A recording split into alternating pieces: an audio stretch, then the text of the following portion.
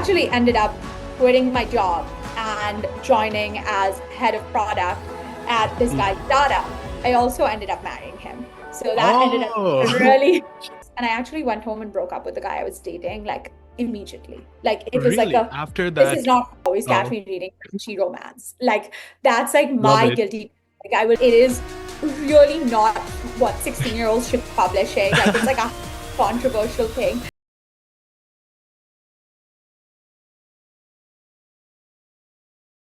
Hey, how's it going? Can you hear me? Yes, I can. Glad we were Perfect. matching black turtlenecks. Yep, wasn't planning on it, but black, it works, It's a It good worked. color. It worked perfectly. Definitely. I'm Awesome. excited to do this. Yeah, thank you so much for joining. I think your story is really exciting and inspiring. And, I'll give you a little bit of a background of my whole journey, this YouTube channel, podcast, and super interested in, what you're building and how far this can go. Before we start, do you mind if I plug Insta? Uh, do like a little story or something? Yeah, no, go for it. Go for Okay, it. perfect. I posted like a preview or I reposted one of your reels and I got so many like comments and likes already. I'm like, wow, this is crazy.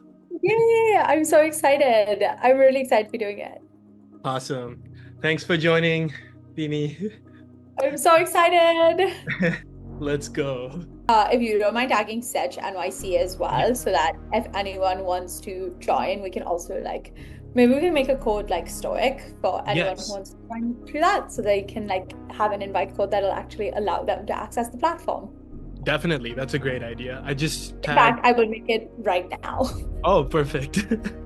Okay, I'm posting now. I tagged Sitch and your Insta handle. Perfect. Awesome. New And York today. New York, I honestly haven't left my house since the morning when I went to the gym. So Oh, I'm like, it looks like it's freezing cold, really? but okay, cool. Stoic is created and they'll get expedited reviews so they won't have to be on the wait list. Perfect. Awesome. That was fast. Wow. Yeah, Cool. that's the benefits of having built out our infrastructure that allows for things like this. Definitely. Awesome, Dini. So thanks for coming in. I'm gonna give you a little bit of a background. My name's Aditya. I actually grew up in Bangalore until I was 15, and then my parents moved to upstate New York in Albany. I went to University of Illinois at Urbana-Champaign. I currently work as a product manager in Chicago. I know in your reel you were doing a lot of product interviews, so I was like, I feel your pain, you know. But Yeah. yeah, and over the last year, I actually had a personal setback. Almost a year and a half ago, I lost my grandma, I broke my back, and I ended a long distance relationship. So I was really messed up, but I started reading books about Stoicism, listening to podcasts, and it kind of gave me like a personal code to follow when, when I have anxiety and stuff like that. And I kind of used it to build my own passion project. I built a YouTube channel that has about 79K subscribers. I'm building my own product. So would love to get some of your advice on that. And I'm starting my podcast. We're on episode 30. So you're my 30th guest. Oh, I'm honored. It's an honor to have you and excited to grow. Also, I think we know people in common. Sudhanshu Mishra was a senior of mine. He's a good friend. So, No way. No way. Slanchu is literally one of my favorite people. We interned at McKinsey together in wow. 2016. So we go back a really, really long time. And he literally danced at my wedding. So Oh, that's how, really? yeah. Did not know that. That's great.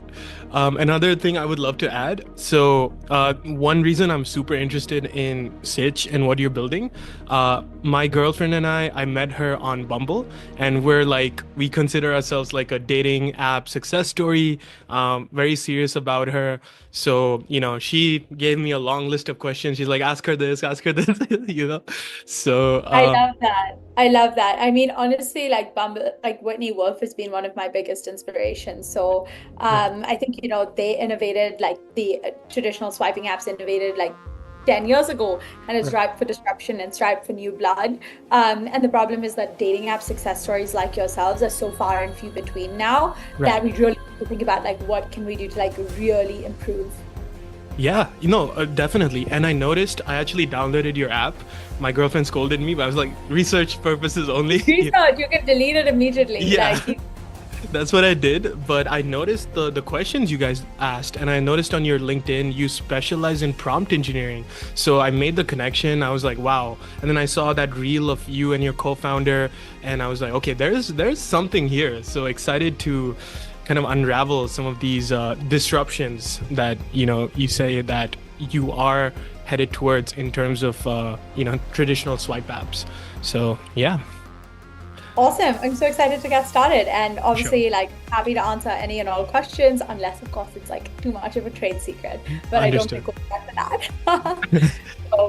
that. So yeah, I guess like I'll leave like have you like let me know if I should do like the quick introduction Yes. and then Of course. uh, Yeah. So could you start right at the top? Where did you grow up? What were you like as a kid? What were your motivations? What path did you follow all the way up to the inspiration and the motivation for this app? So, yeah. it's funny that we're on a podcast about Stoicism because I actually would describe myself as the exact opposite of it. Like Oh, really? I am really like the best way to describe me is like maybe like I love the ups and the downs. Like I think one Right. of the most beautiful things in life is really like to feel the highs and feel the Yeah. lows and know that those are both temporary and that like you'll like swim through them along the way. But I love I love a good cry. I love to be Right. super excited. I'm like generally very like a happy, positive person. Like I don't like feeling the same emotion for too long. And I've sort of like always been like this. I've always been a very outgoing person. I love to chat with people. And I think certain things are genetic and hereditary. And I'm Definitely. very like my maternal grandma, so my nanny. Right. And of all like I like say it's from even like the small things where it's like she's the only person from my six my parents and grandparents who has curly hair. We have a lot of the same mannerisms. We love to chat with anyone, but most importantly, she's a matchmaker. So Oh. she had up 26 couples, and I kind of grew up like with her, just like always talking about it. She like always was like on the phone with someone on her landline being like, oh, Right. had your son or daughter met this person, oh, let me connect them, that kind of like vibe. So Right. when you grow up in that culture, I grew up in Bombay, grew up in like a very very typical like Indian background where Right. there's a lot of people who have arranged marriages. There's a lot of people who get set up by their families, by their extended friends. Like, I think that there's like very much a culture of your like networks and connections helping you make this like big decision about your life. So I always grew 100%. up in that, right? And I think that really influenced me from a young age. I will also say that Bollywood movies definitely and Karan influenced me. Like I'm Of a big course. tech. Yeah. And I love like I'm like you'll never catch me reading nonfiction. Like you will always catch Oh, me reading crunchy romance. Like that's like love my it. guilty. Like I'm never like, oh, like I want to watch TV or anything like that. Like my big thing is like it's like you'll catch me reading like a Regency romance. You'll catch me Right. reading like an Emily Henry book. You'll catch me just like really like romance and love has just been a thing that I've always enjoyed and Right. like love, right? So that's kind of like like sort of the undercurrent of like my interests and passions alongside a bunch of different things that have just like existed along the way. And yeah, I grew up in India, grew up in Bombay, went to K through 12 school up until the 10th grade, then actually went to boarding school not far from you in New Hampshire. Oh, I So see. yeah, so I went for my 11th and 12th grade to Phillips Exeter, and that was a really big transition for me life-wise, just because you grow up going, like I grew up going to a Catholic school where everyone had been in the same class since we were in the second grade, all of that. Right. And I got put in this new environment, and I think one of the first things that like I was like faced with was everyone at Exeter is Yeah. incredibly smart. And Right. my identity sort of coming up until that point was, oh, my differentiating factor amongst my like group in school is that I'm really smart. But when Right. you're in an environment where everyone is smart, which was the first time in my life I was really dealing with that, like the Yeah. Math Olympiad team goes to Exeter, like, you're like Right. really like dealing with like the top kids from every single high school across the US and across the world. Yeah. So suddenly it became like, well, what is my identity then, right? Like, Right. what makes me different from all of the other smart kids? And something that I really sort of like went like honed in on was, again, this like here like love and relationships and like whatnot. It just was a thing that I enjoyed. So I actually started a column in our high school newspaper called Guru Nandini Says, and it was a dating advice column. Right. So you can really see those like connective, like invisible string that like goes through my neck.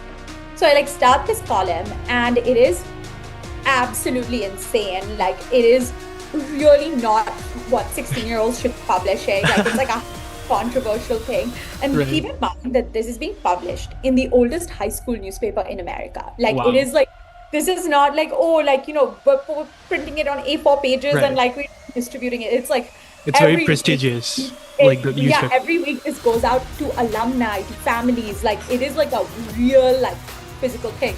Right. The trustees after 3 weeks were like, what is she doing? Like, what is going on? Who has approved any of this, you know? Right. And that's like, and they literally were like, this column cannot run. But it Right. like kind of like started this like, kind of, like, I don't want to say like, just, it created this brand and identity around me at boarding school of like, oh, I'm like the relationship person. Like I love talking about dating. I give great advice. Unclear if it was true at that time whether I gave good advice or I was just good at writing pretty like funny pieces. Right.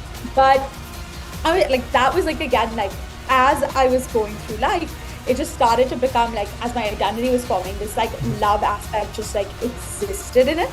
I then went to Georgetown for college. And at Georgetown, you know, I like walked into like the School of Foreign Service, like very sure that I wanted to like be in politics and public policy and whatnot. I also simultaneously to all of that, like, you know, I was like working on like I was one of the founding members of the Georgetown India Initiative. We like hosted like what was DC's largest India conference for several years.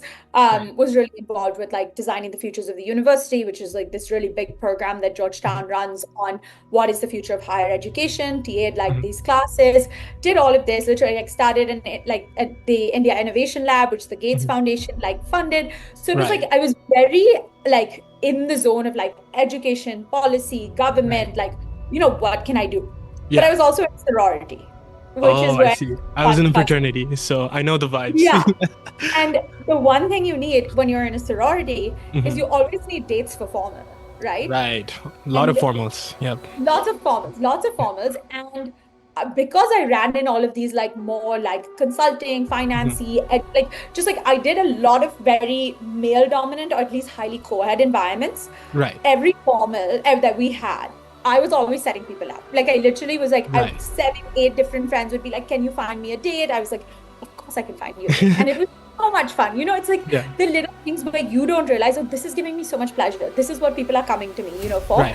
And so that just was like an undercurrent. Like, again, like, and like I would always be like, oh, let me set you up with someone. Oh, let me introduce you to someone. And people would always talk about it to me. I graduated from Georgetown. I'm like, actually, when I graduated from Georgetown, something like the last week of school, I get into both Harvard and Stanford for business school. Oh, so, wow. So at that point, I'm like, okay, I technically have a return offer to McKinsey, but suddenly that's looking like the smartest like decision because it's like I have 2 risk-free years to do anything in the world that I want. I did unfortunately want to stay in the US, so I was like, okay, I'll take my McKinsey offer and stay. Understood. Yeah. So I did get them sponsored first, then do the, you know, adventurous. So I, like, I had 1 year, so like let me enjoy it. My friends are all staying, so I didn't want to leave.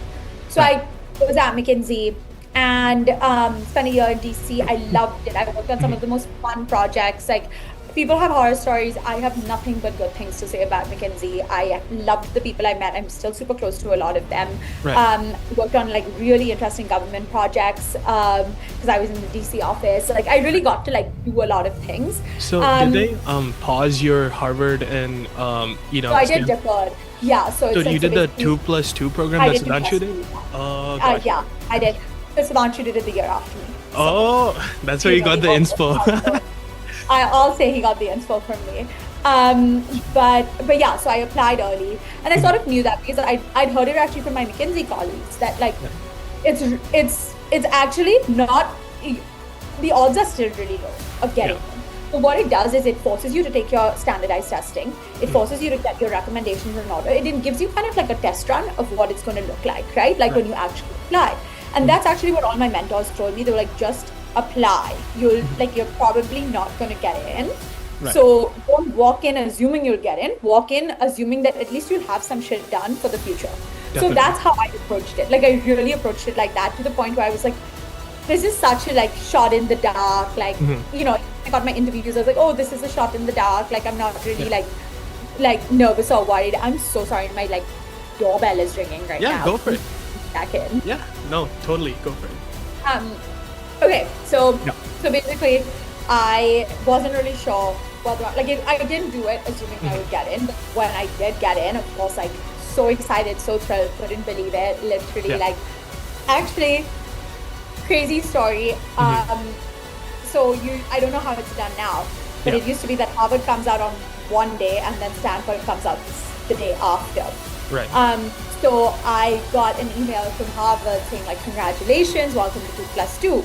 I get a phone call from a random number, and I'm like, oh, it's like, I kind of knew like, oh, they call you to like congratulate you, etc. So I pick up and they go like, hi, is this Nandini? I'm like, yeah, is this Harvard? And they're like, no, this is Stanford. Oh, damn. I was like, what? And they were like, yeah, congratulations, you got in. I was like, wait, what? And I was like, really? Like, I thought someone was pranking me. So my email, like my first, like not my official acceptance, because that comes the day after, but I get an email from Stanford, like the person who I spoke to, being like, that was not a joke. Like, you are actually in. And I was like, this is a crazy, crazy day. It was one of like the, you know, it really like was such a defining moment of my life, because it gave me so much flexibility to, you know, like to like play around with like the 2 years that I had in front of me. And, you know, so I did McKinsey, did it for a year, didn't get my H-1B, so went back to India. Gotcha. And was like, oh, let me try being an investor for a little bit, because... So you had basically 2 more years left until you came back, or how did it work? Like 1 year. Got you. Yeah, because I had 2 years, and then I used one of those to like be at McKinsey. And then the second year, I was like, nah, I don't need to, like I've done McKinsey. I definitely could be doing something fun. Like, let me see. I hadn't spent time in India since I was 15. So I was like, oh, let me go see the market, see what it's like. So I went and worked in impact investing in India. Gotcha. And I, you know, you never know how life like plays out you on, right? Yeah. When I made my decision about HBS versus Stanford, which was in like May 2017, I kind of was like, you know, I want to go down the GSP path because I think I want to be an entrepreneur. I know I'm going to want to build something, like all of that. Yeah. Through that, right, I like meet some other Stanford India people. When I moved to Bangalore, one of them is like, oh, I'm actually hosting a dinner. Why don't you join my dinner that I'm like having? So I land at 8 a.m. on a Monday, and at 8 p.m. I go to this dinner. Right. And I end up sitting next to this founder who's like, oh, I'm building this online tutoring company. We want to do like personalized learning. Like, it basically sounded like this vision of like, can you make like Exeter, which is a school that has a $1.2 billion endowment, can you like actually make something like that accessible to like 1.2 billion Indians? And I loved the idea. I was like so sold on what he was building, and it actually sounded like something that I would be like, oh yeah, this is what I would want to build post GSV. Right. I actually ended up quitting my job and joining as head of product at this guy's startup. I also ended up marrying him. So that ended up really...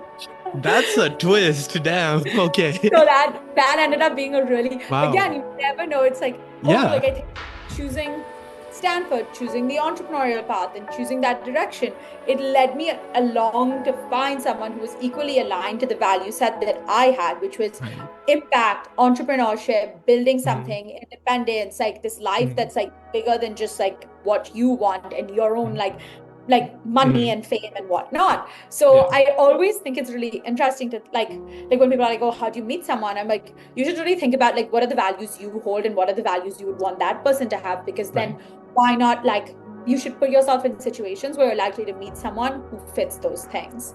I'm actually story there. No, that's a great story. I spurred a thought. So I'm a student of psychology. I love studying psychology, and you know, it seems like throughout this whole story you were saying, you have a very keen sense of purpose. You know, like with Aunty being the or your Nani being a matchmaker, you kind of imbibed a lot of your sense of purpose to the point where you were ready in your mind of what the person who you would potentially see as a partner, you had those qualities ready. I feel like a lot of people who struggle in dating today, they don't know who they are. They don't, understand their identity. They don't have clarity over the sense of purpose. So when they look for someone to complete them, they don't know what they're looking for. So do you think that's something modern dating combats? It's actually, I think, modern life, right? Modern like life, I right. we are almost like surrounded by so many like things and options, whether it's like what career, like you look on Instagram, it's like, oh, what destination should I go to for my holiday, like what there's so much optionality in every part of our lives that we sometimes end up being like, well, there could be something better out there, and we don't spend enough time thinking, like you said, what do we really want, right? Like, and it's like, I think that like one thing that has really been my thing in life is that I tend to be a very reflective person, and I spend a lot of time like actually thinking about like what I want from a situation, and like why, like people are always surprised by my, sorry, I'm gonna talk this about this. I know the struggle. Actually, like, why these things not having a charge? Oh, that's what your light looks like. I got this like Amazon ring light thing. So this thing. Wait, oops. That way. Okay, perfect. Perfect. Back. Yeah. Okay, so I think like through my life, I've really like been like very deliberate about like how do I want to navigate things. People are always surprised by like, Indian girl goes to like boarding school in New Hampshire, like what that? And it was, I've always been a bit like, okay, well, what's this step going to take me to the next step, and what's the next step going to be? I try to think like further up ahead.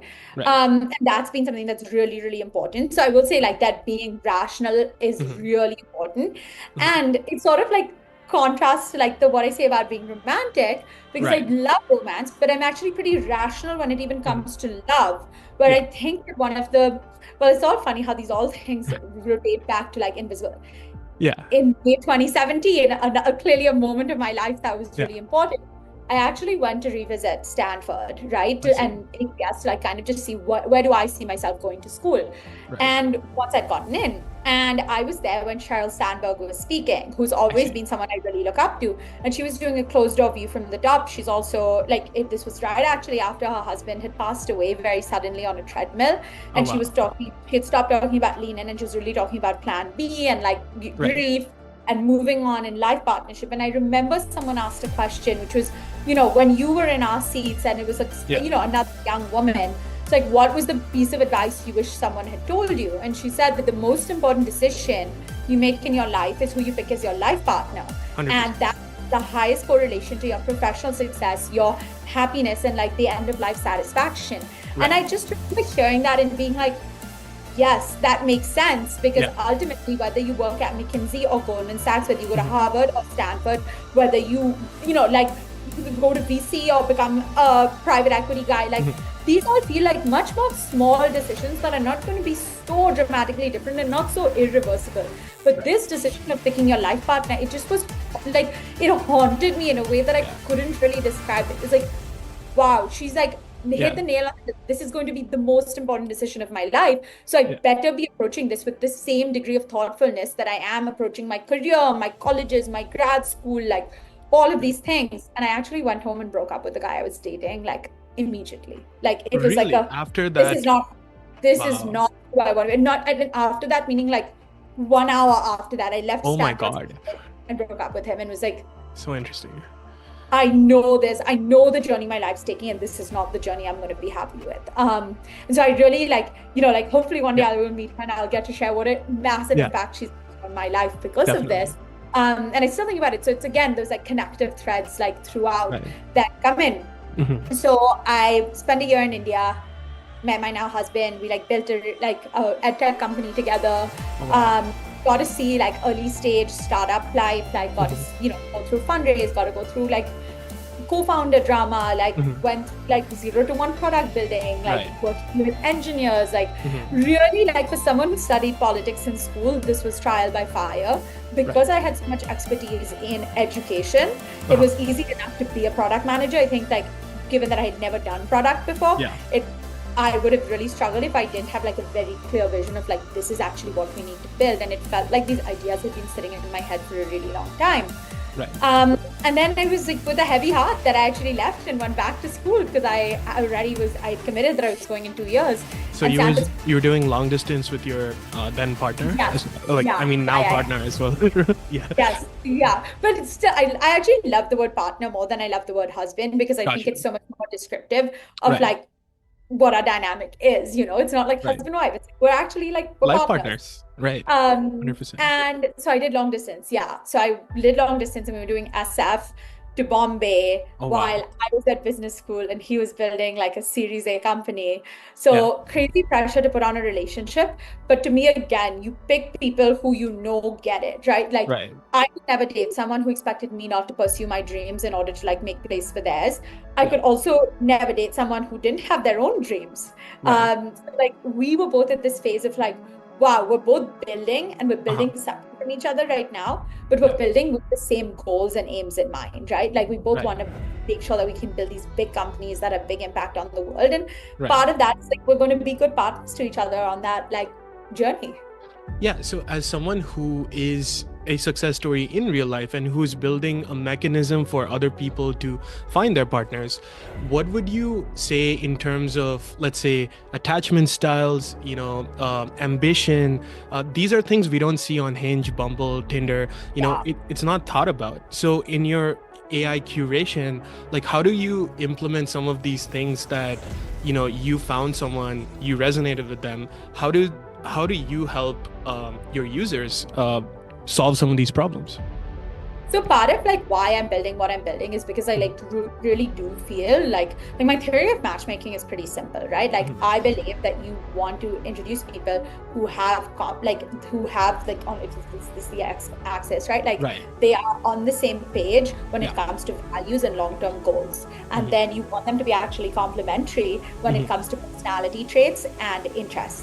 You're not trying to find people who are exactly alike, but you're trying to find people who are going in the same direction, but will keep each other entertained along the way. Oh yeah. And that is probably the best way to describe what I do with my life and why I'm building Sitch. Like I truly do believe in this, and all the couples who have successfully matched fit that like same XY axis where I knew them well enough. I knew the individual, the girl and the guy, and I knew what the answers were to those values and long-term goals, and I knew their personalities well enough. I had far more data about these people than Hinge, Bumble or Tinder will ever have as a user, right? Because what they're getting is basic demographic details and they're asking you to write random prompts. So the compatibility score is a total joke because there's tens of thousands of people who meet your like, probably your like ethnic, religion, race, like age filters.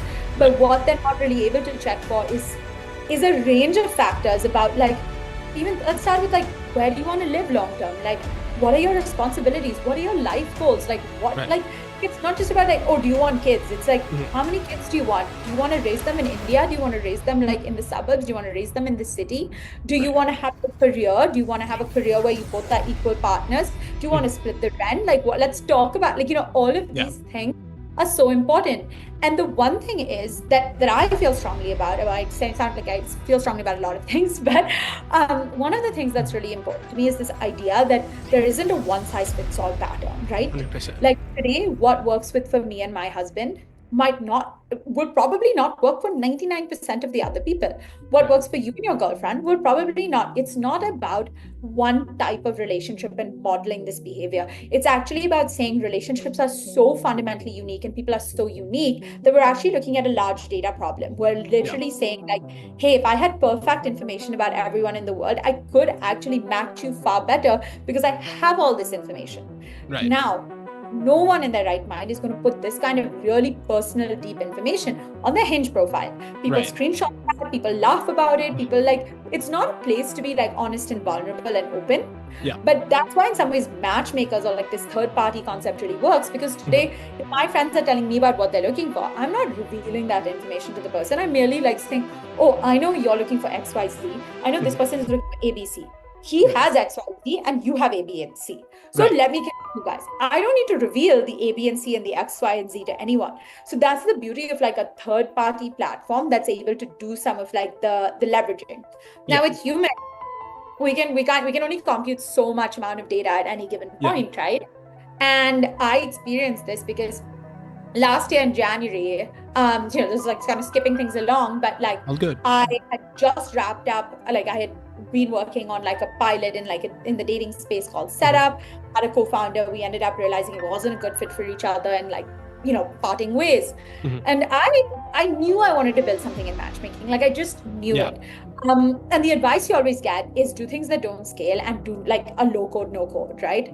All I did was I created a form. I was like, I've set up people who've gotten married. Give me your info. I'll introduce you, right? So you know what? Maybe like 15, 20 people will sign up. I'll just post it on my Instagram. I'll make a little reel about it and we'll, see if people send it. I had 4,000 people sign up. 4,000. 4,000 people from everywhere, from Bombay to Beirut, Fiji, like obviously New York. Like it was, I looked at it and was like, it's a big problem to solve. It's a big problem that exists in society, like to solve. Yes, it was clear validation of like the thesis, but it was also like, even if I have some amount of information on these 4,000 people, for me to sit and call each of these 4,000 people up, spend 30 minutes to an hour, then note down all of their details, then put on this information. Like we've all seen Indian Matchmaking with Sima Aunty and books and like pieces of paper. It's like, that's not like I went to Stanford and like I like when you're like this is a tech problem. This is not like you cannot solve this with the human capital unless it is really expensive. You can solve this better with technology and you can do it at a fraction of the cost. So I was looking at all of the stuff that was happening with LLMs and was like, it's there. I see like the bits and pieces that exist. Like I know that fundamentally like matchmaking is a service. AI will eat services for breakfast. It should be like 1 + 1 = 2. You should be able to replicate these human matchmaking flows with like a well fine-tuned LLM with like really strong prompt engineering. Of course, like I'm not an engineer. I actually was like, I can't build this myself. And I got introduced through a mutual friend to Chad, my co-founder, who guy on the reel. Yes, who's like the best person ever. And we were introduced on a call. We got on a call, like a 30-minute call, ended up chatting for 2 hours. It was so clear. Like it is hard to sometimes describe like what it was that like I left and I told my husband, I'm going to build something with him. Like I know it. Like synergy was there, basically. It was not just, I think like it's kind of like co-founder dating is like regular dating, like the interesting. And I mean all relationships ultimately are like on paper things can look good. But there has to be some X factor.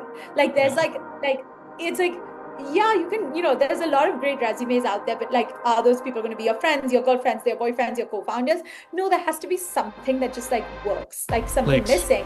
And that's actually like, funnily enough, like where we always come down to where like, we can probably give you 15, 20 really great options from the data, but you need to put those people in real life. Like, that's why we're not like, at Sitch, we don't offer like, hey, here's what, you get one match and that one match is your perfect person, because there's this intangible element that exists in a range of different ways. So me and Chad met, and he is actually like, he's very senior led engineering teams at Snapchat for games, Bitmoji, and security. The SVP at Uniswap, was the CTO of the Whisper app. Like he's like a 50-year-old straight white dude named Chad. OG. Like it's very different from what you expect a dating app founder to look like. To that, I tell people, I'm like, why like abide by conventions on this? Like that's like, I knew what my skill set was like, I don't know how to scale tech infrastructure. I don't know how to build like super complicated tech products. I want to be with someone who like is like 10x smarter than me on the places that I have a gap. And I will actually say that's exactly how I feel in like relationships as well. Like I am not a calm person. My husband Right. is the most like calm, stoic person known to mankind. I will freak out about everything. He will laugh about a problem. Like Right. you need people who can balance you. You need to be aware of your own shortcomings and your own strengths, and Yeah. then find people who balance you out in a range of different things, right? Yeah. And so Chad and I like started working together. It was phenomenal. It was so like Yeah. it really felt like, oh, like this is it. Like Yeah. things are working. So we've been working together a while. And when we started, we were like, oh, we're doing like dating advice, we're doing matchmaking, we had a bunch of different ideas. But Yeah. last July, so like a little over 6 months ago, we really committed to actually going down the matchmaking path. Like we saw the LLMs were really like you were able to do the things we wanted to do. Yeah. And we became even more convinced as we looked at the market that the most like people were sick and tired of swiping. Like they were sick and Right. tired of a self-serve model in dating, when Yeah. in all other aspects of their life, they had a non-self-serve model, you know? Right. So you're used to having a trainer, you're used to having a therapist, a career coach, an executive coach, a Yes. nutritionist. Like you have all these things, all these people who are giving you the resources and help to make your life better. Mhm. But then when it came to your dating life, you're like, let me swipe, swipe, Mhm. swipe, swipe, and let's hope that the luck favors me somehow. Even though in some ways Hinge is always like you're playing against the house and the house always wins, Yeah. right? Like Definitely. not really designed to be deleted. It's designed like it's a monthly subscription. They want you to stay on. Like they're Right. like revenue models don't make sense otherwise. So we really were like, we know we want to build this and we want to build something cool. Yeah. And that's what like the last few months has been like, really getting the product to where it needs to be. And then in December we started people could start creating their profiles around November. December we started accepting the first few users, and it's really been like January and February that we've been really like matching a ton of people, watching the setups happen and like all of that. And to your listeners, if like you can sort of just take a step back and be like, what we're really building is like, we basically built a matchmaker that's super personalized to you. You join Sitch, you answer a bunch of questions that help the AI get to know you, your personality, your likes, dislikes, your values, your long-term goals. And then the AI uses all of that, like it's all free text and voice. So we use that to like build out like a profile of like what you're really looking for. And we use that to then send you very curated introductions. When both people say yes, your matchmaker actually creates a group chat and introduces you. So it feels very old school, high touch. And then the matchmaker checks in on you, like as the dates are progressing to like understand. So it's a very, very like, we've replicated almost exactly the flow of a human matchmaker, but we do it at a fraction of the cost, and we're doing it like very like it's so cool. Like it really is like a reminder of like the future is here, the future is awesome. It's like it's incredible. Yeah, So I really I think the entrepreneur journey, to my listeners, like that is very inspiring here, because you had the drive, you put the pieces together of, okay, this is what I think could work, this is what traditional matchmaking in Indian society it looks like, this is how I think it could work. You found the technology co-founder who could solve the problem. And was there any direct competition? Was Dil Mill or anything close to an actual matchmaking service in the market already? No. Okay. no, So I mean, like all of these are not really like competitors. got And you. like everyone and their mom is like, oh, I'm building a dating app. It's like, yeah, but do you have a technological advantage that you can really win? Right. And guess what? We own the patents in the space. So That's like, genius. It's the yeah, first, it's like the unicorn product in terms of having, like you said, a therapist or a trainer, an AI version. And I saw the AI, it's Dini with your picture. So you're the matchmaker. And they set up curated, people. So now you said you have launched the app in December of last year. What are some testimonials? Have people actually met? How have they compared it to apps like Hinge and Tinder, Bumble, and so forth? And what makes you think that you have solved some of the gaps that a lot of these apps had, but not in theory, but in practice of what people saw? so we'll start with the qualitative and move to the quantitative. So For sure. qualitatively, I think like the most interesting thing for me was someone came up to me at a Pilates class and was like, hey, I use your app, which is always crazy to me when people recognize me from my app. Like it's like, Right. oh my God, literally Not the Instagram, the app. spoken to AI version of me. Right. And she was like, I've been single for 8 months. I've spoken to one guy on Hinge who I really liked. I joined Sitch, and the first person that I was introduced to was that guy. She was like, your algorithm works. Whoa. And I was like, I know it does. Literally, that's exactly what I keep hearing from people, where it's like, oh, this is exactly who I'm looking for. People would go on the date and be like, chemistry was missing, but this is exactly, you got it right. It makes sense. Literally, I've heard from so many people being like, oh, this took away so much of the time because I knew that this person already met all these things, right? It was not like I need to go due diligence them on the date. It's invite only. It's very much catering to most of the people on the app have a master's degree of some kind. It's very much your 28 to now even early 40s age demographic, serious intentional daters. There's also a really different buy-in, right? There's 8% of people on existing dating apps pay for it. So there isn't an incentive to take it seriously. For us, all our users are paid users, and they buy a pack of setups from us. So you buy 5 setups for 125. And the setup really means that both of you are introduced to each other and you both said yes. So it's when you both paid 25 for that intro, you are going on that date. You're not wasting each other's time. You said yes because you're very excited, and you're going to go on the date because you've already committed. It's a very different setup than existing apps, right? And we're hearing the qualitative feedback, and then we're seeing people are going on 5x more dates than existing dating apps from just the early data set, and they're spending the average person is spending over $100 on our app from the get-go. If you think about the LTV of existing apps, the LTV, not your first transaction, LTV for your paid customers which is 8%, is 125 or 200, it's 150 on these different apps, and it's we know we are going to beat that, right? But the thing is, honestly, we're not really we're category defining, right? We are building an AI agent for dating. That is not your swiping apps will be replaced. Of course they will. Don't work their self-service model.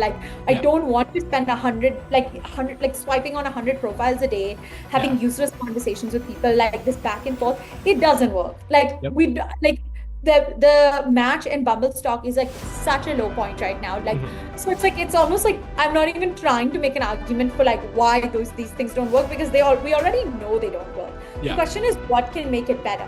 And I think for the last few years, people have done more and more smaller groups, oh, this is for Christian farmers, this is for Indians, this is highly for niched who are practicing. It's but then that makes it super limiting on your identity and character. It's the thing is, I think I would have been okay to marry someone not Indian, but they had to be all of these other things.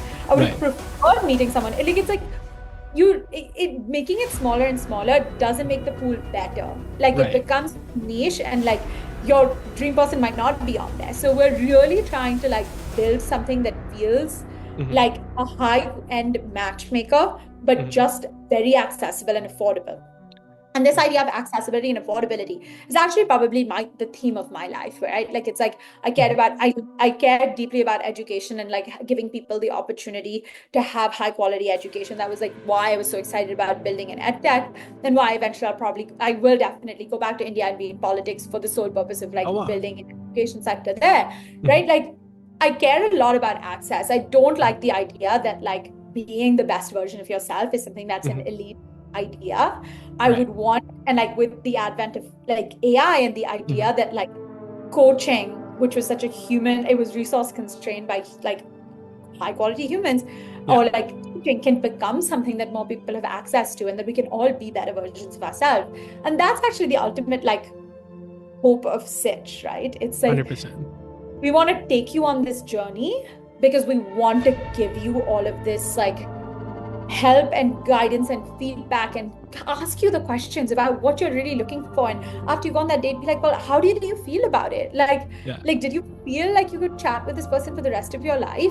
Did you feel you would be excited about it? Because people don't ask us these questions, and we're I just have this vision of how can we help everyone make the best possible decision for the most important decision in their lives. 100%. I think the crux of where Sitch kind of sits above a lot of these apps is the aspect of you need to know yourself well so that Sitch can find you a person who will know themselves well, and then it'll work. Like, I think what worked for my girlfriend and I, we knew each other, we knew ourselves well. So then the swiping thing kind of worked because we both had like breakups from people in Seattle, stuff like that. We both grew up in Bangalore, so stuff was in common. There's so many apps like Coffee Meets Bagel. There's, like versions of Hinge, but it doesn't kind of let people figure themselves out first. It kind of throws them to the market. The potential bottleneck, or to play devil's advocate a little bit, do you think to asking the user too many questions about themselves and their preferences, do you think that works in an intentional dating market? Or do you think it works only with people who want to know themselves well? Do you think those too many questions can deter some people, or do you think it will work? I think it's like sure, if you don't want to answer the question, like it's like we're literally asking you like about what you're looking for, right? And if you're like, I don't know what I'm looking for, it's like, well, it's going to be hard to like solve your problem. And we also understand people don't like, it's not constant, it always changes, right? Your Hinge profile, most people don't like keep going back to it and updating it and like reflecting on it. And like that's one of the beauties of having an AI agent, right? Like it's like you can go on 5 dates with like 5 Indian guys and be like, you know what, actually this ain't it, like I want to like but it's like, oh, like I want to, you can be specific. Even what you said right now about like we're from Bangalore, we both had breakups in Seattle. That's not filter on Hinge. Yeah. That's right. Like that's not, you swiped enough and you found that. And I'm willing to bet neither of you had written, we had breakups from Seattle on our profiles. And you had maybe written hometown Bangalore, but you didn't like filter for that one. But you couldn't filter. Like on Sitch, that would have literally, the bot would have probably been like, hey, by the way, you guys literally might already know each other from Bangalore, like, and like, you're both really looking for something serious at this point, like, and like you've come out of like, you can share and reveal this information and search and filter on this in a way that you can't do on any of these existing apps. Right. No, you're 100% right on that. I think, and especially for intentional daters right now, I think the market is different for people who are just looking to, meet people in college, hook up, those kind of people. Intentional dating is completely different. Totally fine. It's totally fine. Listen, if you're not looking for something serious and you don't want to spend time around 20 minutes of your time answering questions, there's other places. There's other places for you. Like, I'm not saying that every single person like needs to be on Sitch at every point in their life. But there comes a point where you're like, I actually want to find someone who I can build a life with. And when it comes down to that, like maybe you get really lucky and you just happen to meet that person out in the wild. Definitely. But a lot of the times we just don't. And sometimes even like the people you meet out in the wild, right? Like it might not be the best possible fit for you. So how can you think like more deeply about what the right fit could be? And I love the idea of like exploration and like figuring out more about yourself. But there's also people who like kind of are like giving like shitty answers. That's fine. You'll get shitty matches, or you'll get like, but the bot kind of gives you feedback being like, oh, like you said you like traveling, like that's really not specific. Like, so it does catch some of those things where if you're not specific yourself, it'll probe you with more questions. That's the nice part, right? Because it's not like, it's not static, right? It's like the beauty of LLMs is that I'm not asking you to fill out a form. I'm actually asking you to have a conversation. So that's different. And that's actually like the promise of all of this, right? It's like really deeply human experiences in a way that we've not had before in our lives, like that are like, I'm just like endlessly excited about this like time and era that we find ourselves in, and like and I do think the future is going to be written by the people who are building in this space, because you can either build it to make us more human and more connected, or you can be on the other end and be like, forget all this, I'm going to build an AI girlfriend, like who can bother to meet people in real life, like here's like a sex bot, Oh my God. And then people who are going to build different things, right? I have a lot of respect for the original like ideas behind why Replica was built.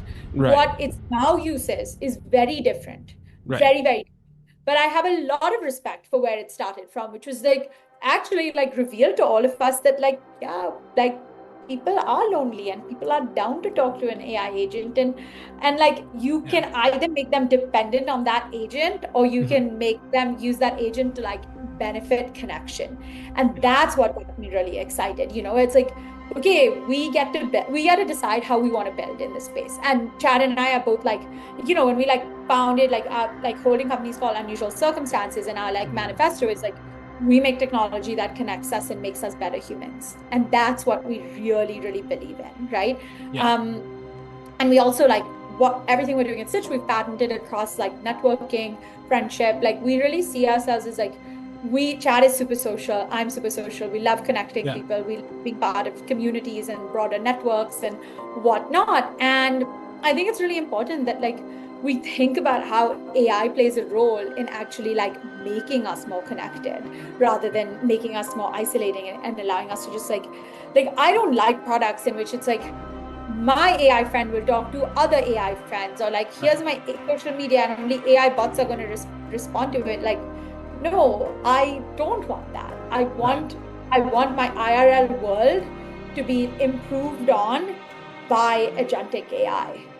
100%. And that's where the world is headed anyway, right? Because like my family moved from India and they have the whole like matchmaking concept. They were arranged married and stuff. But when it comes to like, okay, I'm getting 27, my sister is 18, what is the mechanism for them to find us a match? There is none. It's on a digital platform. People are gravitating from Facebook to Instagram. So the path forward is being built in a way by people like you and the apps that you guys are building. And I feel like Unusual Circumstances can probably help in event management. It can help in realms other than dating as well. Networking, career coaching, so just friendship. Like friendship to me is like an interesting one. Also, just connecting like-minded people. Like, I think you can look at like technology is not inherently bad or good.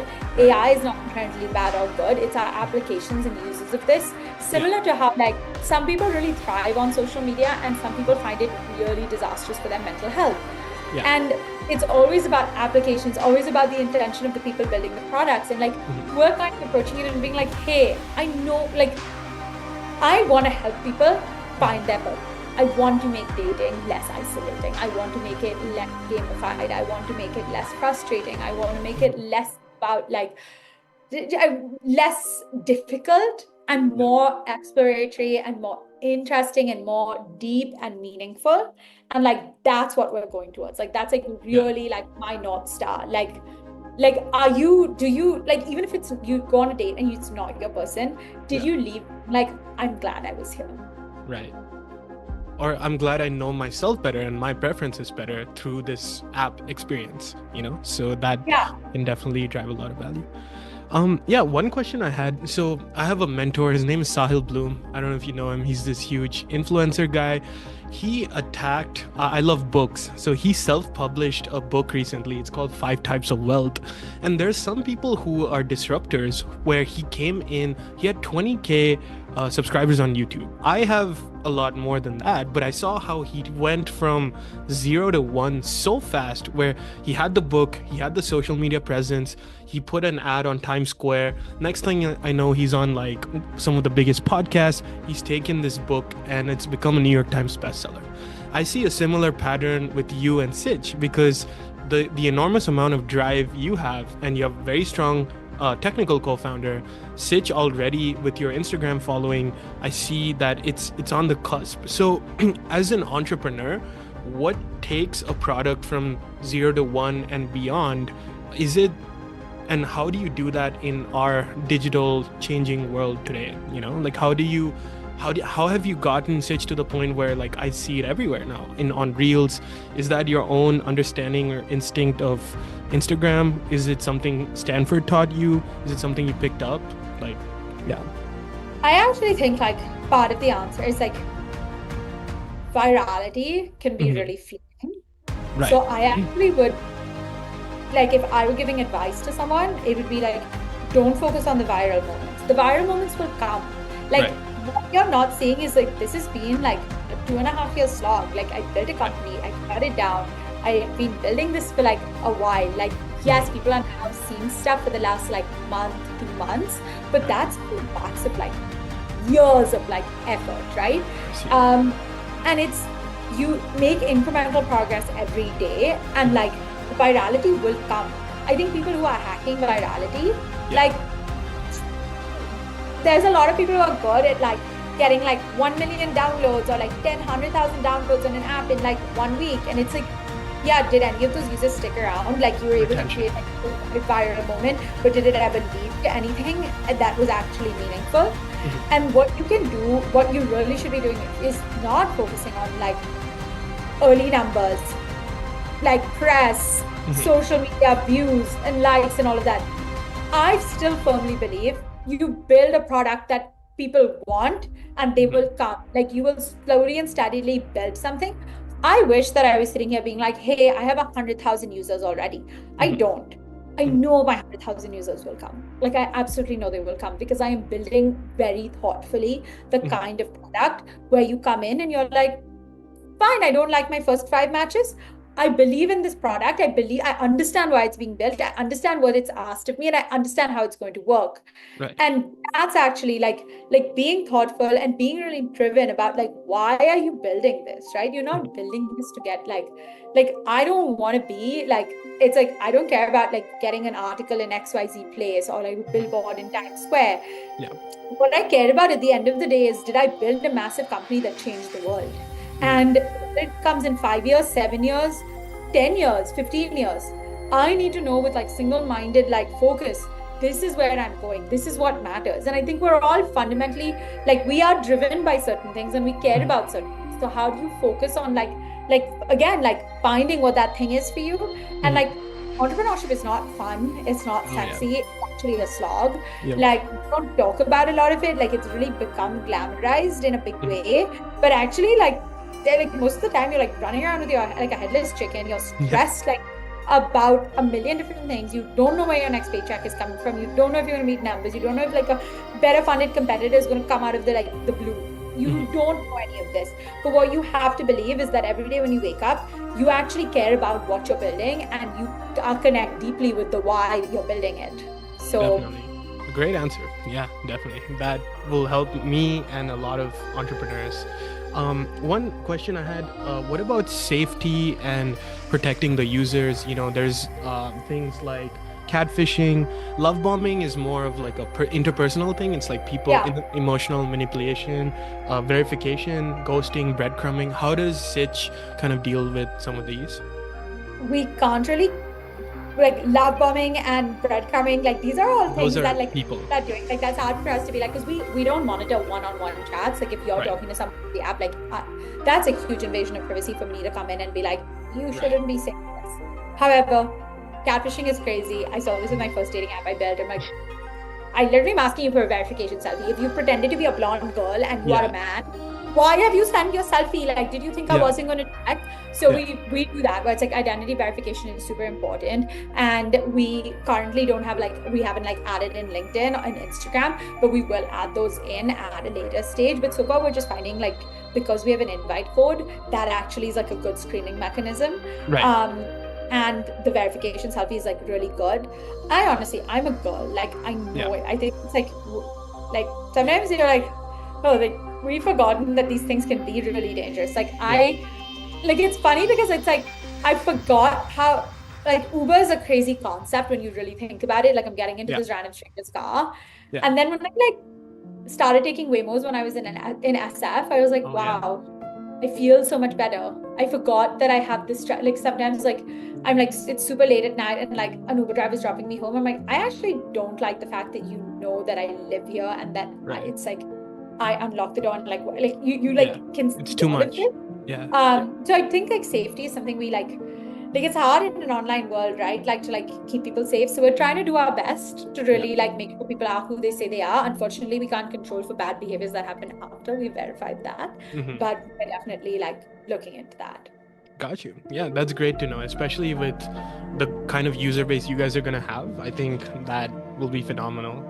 Are there any cultural kind of stigmas that are facilitated with the aspects of matchmaking? Oh, for sure. Yeah, we can end it. For example, yeah, go ahead.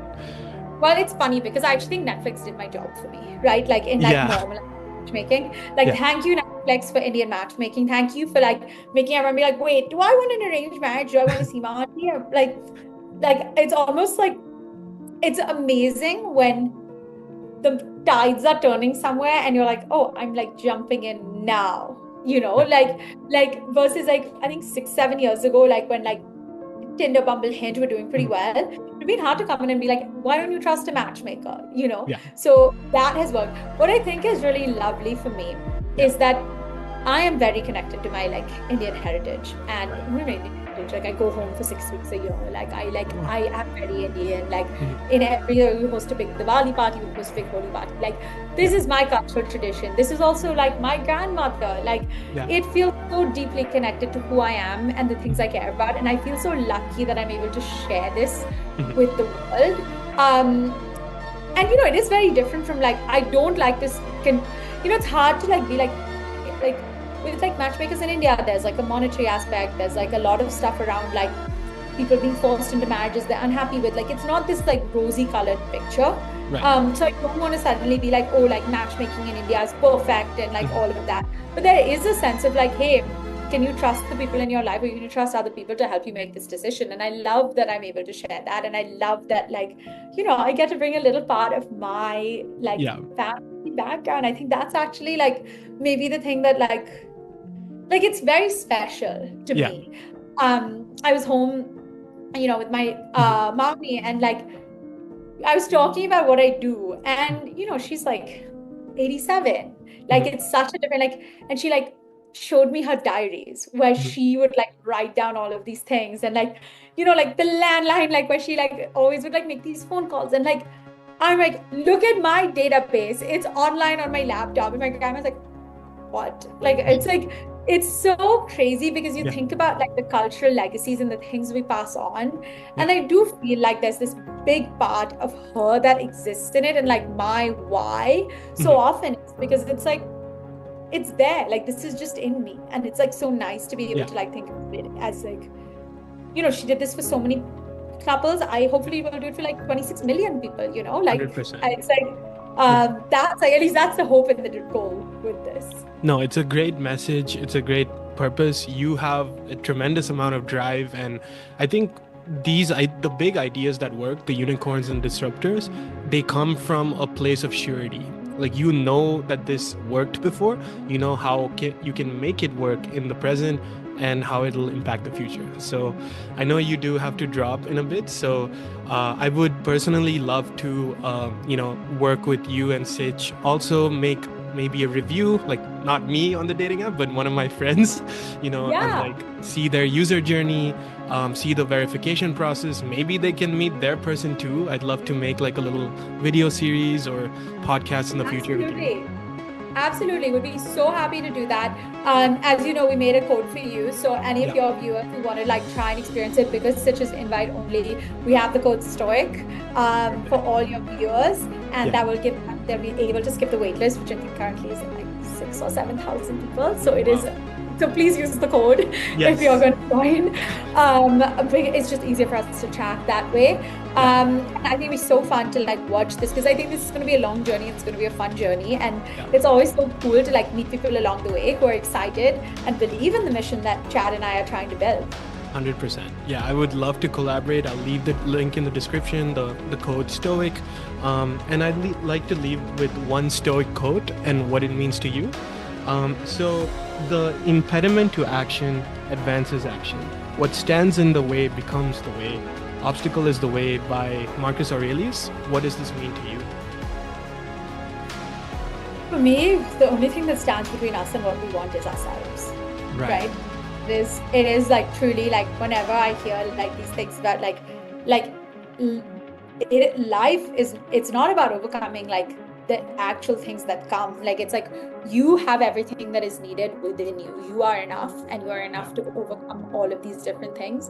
And things you see as setbacks and things you see as challenges are actually like all of the things that help you along the way. Like every decision, every rejection has been a redirection. Every stumble along the way has only taught me to get up faster. And it's like truly at the end of the day, we are my favorite quote is really just like, we are the captains of our fate, we are the masters of, I forget the Invictus exact quote, which is horrible, but it's like that, the idea of like, we are truly the masters of our journeys, and only we cannot look elsewhere for blame, inspiration, competition. We look inwards and we say, what do we want and what is stopping us within ourselves? And I ask that myself every day. I'm like, what's stopping me from giving up sugar? Like, probably like myself. It's not anyone else. So in the big and the small ways, I think always looking inwards and always competing with yourself and always asking yourself, like, how can I be 1% better tomorrow? 100%. Very stoically put. So yeah, thank you so much, Dini. Appreciate this. Thank you for having me. Of course. I definitely resonate with your mission. I'd love to work with you in the future, and I'll let you know. I'll finish the edit in a few days or weeks, and I wish you all the best and much success for Sitch and you as well. Thank you. You too. And I know we'll be in touch. I'm so glad we did this. Definitely. Take care. Bye. Bye.